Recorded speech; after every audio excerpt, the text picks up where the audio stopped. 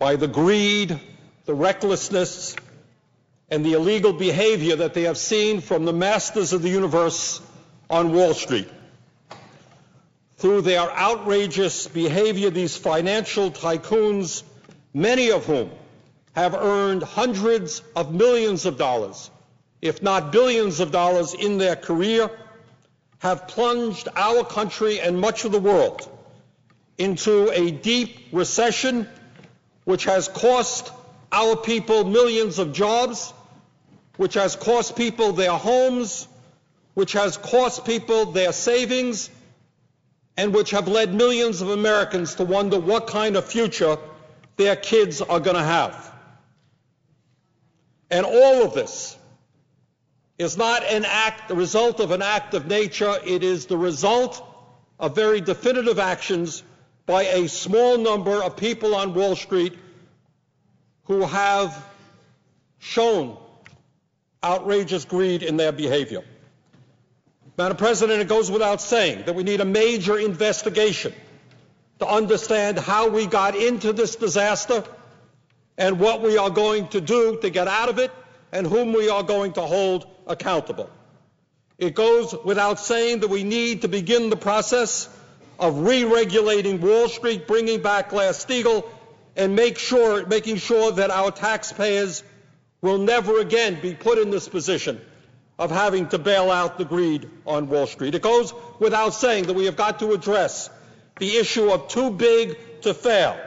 In my view, and I've said this many times, if an institution is too big to fail, it is too big to exist, and we should begin right now in starting the breakup of these mammoth financial institutions whose failure would cause systemic damage to our entire economy. It goes without saying, Madam President, that we have got to do more than worry about Wall Street. We've got to start worrying about Main Street and the middle class of this country. We need to pass strong mortgage reform legislation as well as legislation to protect the American people who are paying outrageously high interest rates on their credit cards. And in that regard, I have introduced legislation and hope to get it to the floor of the Senate before too long, which would put a cap of 15% on the interest rates that any credit card holder in this country would be charged. But, Madam President, those issues dealing with Wall Street and many more will have to wait for another day. Today, I am offering, along with Senators Feingold and Senator Webb, a very simple and what I believe is a non-controversial amendment, which I hope will have the support of every member of this body.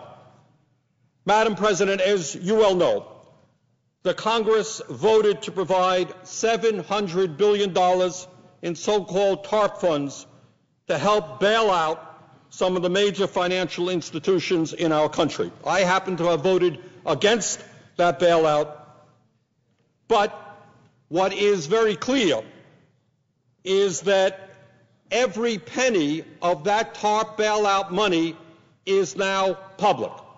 As part of that bailout legislation, what was mandated is that every financial institution that received one penny of the taxpayers would be listed on the Treasury Department website, and if any American wants to know where that $700 billion went, they can account for every nickel of that. And that is the way that it should be.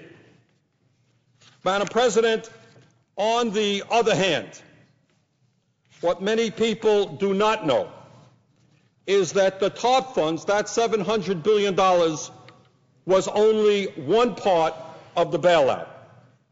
What many people do not know is that the Federal Reserve has lent out over $2 trillion to a number of financial institutions.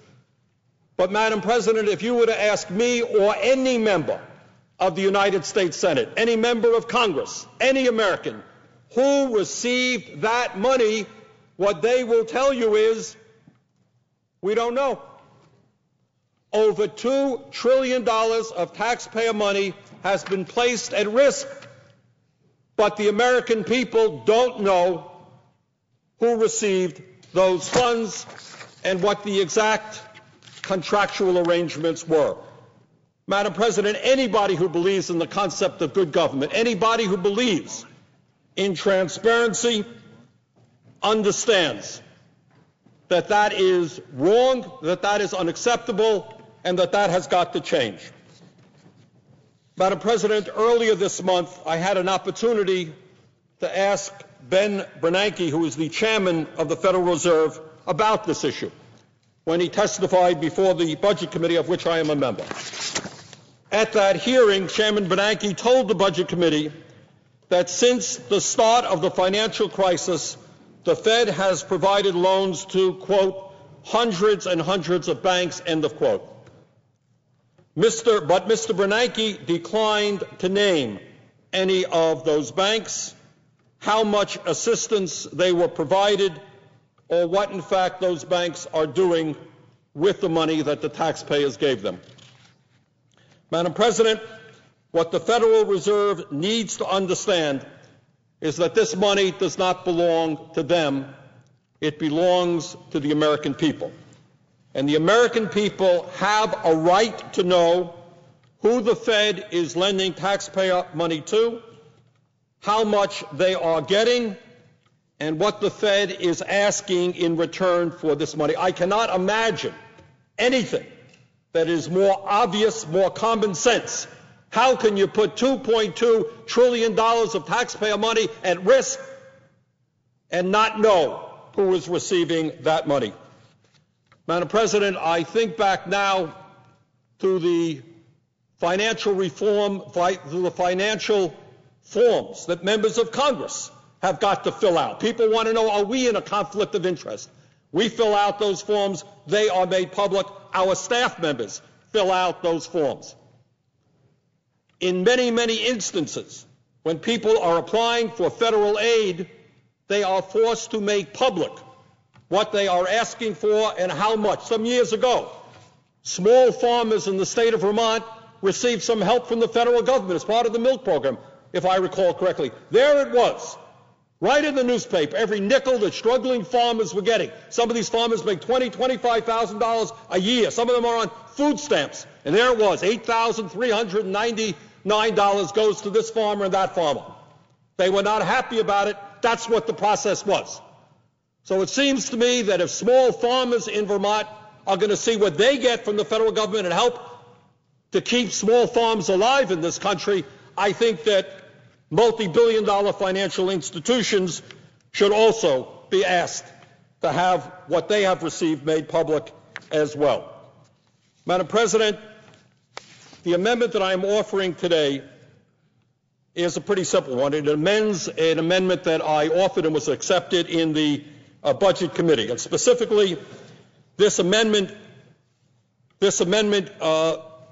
calls for increased transparency, including naming which institutions received assistance from the Fed, how much money they received, and what they are doing with this assistance. I sincerely believe that this is not an issue of left versus right. In fact, some of the strongest supporters of this concept are very, very conservative people. People like Ron Paul, colleague of mine in the House, a former colleague, supports this type of approach. And a number of Republicans have spoken up for increased transparency as well as progressives.